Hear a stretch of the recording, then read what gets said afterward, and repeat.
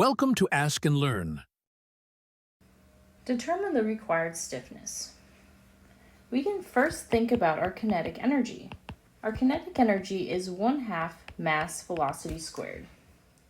So we can plug in our 1/2 times our 1800 times 0.5 squared. Now, we can write that our potential energy in our springs is equal to 1/2 our spring constant A times x squared. Now for our inner spring, we can just write our total potential energy as 1/2 Ka(x squared) plus 1/2 Kb x squared. We can set our kinetic energy equal to our total potential energy.